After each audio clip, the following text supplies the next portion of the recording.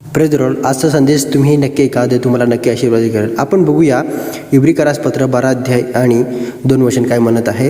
आपल्या विश्वासाचा आरंभ करता व पूर्ण करणारा जीसस ख्रिस्ट याच्याकडे आपण जर नजर लावली तर त्याने आपल्या पुढे ठेवलेल्या आनंदासाठी क्रूस सहन केला आणि लज्जा तुच्छ मानली व तो देवाच्या सिंहासनाच्या उजव्या बाजूस बसला. प्रिय बंधू, आपल्या जीवनात अनेक वेळा अडचणी, दुःख आणि संकट येतात. कधीकधी आपल्याला वाटते की आता पुढे चालणे कठीण आहे, पण बायबल आपल्याला एक महत्त्वाची गोष्ट शिकवते. आपली नजर येशूकडे ठेवा. प्रभू येशूनेही आपल्या जीवनात दुःख सहन केले. त्याने क्रूसावर वेदना सहन केल्या.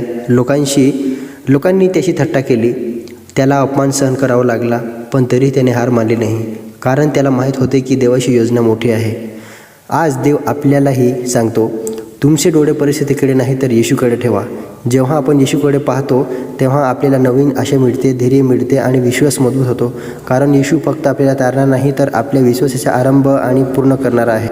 आणि आपण कोणत्या गोष्टीकडे आपण लक्ष देत आहोत आणि आपले ध्येय कुठे आहे, आपली नजर कुठे आहे, आपण कोणत्या गोष्टीमागे पडतो आहे, हे आपण आज विचार करायला पाहिजे.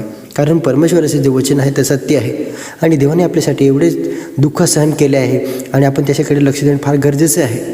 आणि देवाचं वचन आपल्याला जीवन देतं, ते नाश करत नाही. आणि त्यासाठी म्हणून आपल्या जीवनात कितीही अडचण आल्या तरी हार मानू नका. येशूकडे पहा, प्रार्थना करा आणि विश्वासात चालत राहा. कारण जो येशूकडे पाहतो त्याला सर्वकालिक जीवन आणि शक्ती आणि विजय देतो. आणि देवाकडे आपल्या प्रत्येक प्रश्नाचं उत्तर आहे आणि तो प्रत्येक प्रश्नाचं उत्तर आपल्या प्रत्येक प्रार्थनेचं उत्तर देणार आहे. आणि परमेश्वर सर्वशक्तिमान आहे आणि त्याला काहीही अशक्य असं नाही. त्यासाठी आपण देवावरती विश्वास ठेवावा, आपण त्याच्याकडे लक्ष द्यावं, देवाच्या वचनाकडे लक्ष द्यावं आणि बायबल वाचन करावं.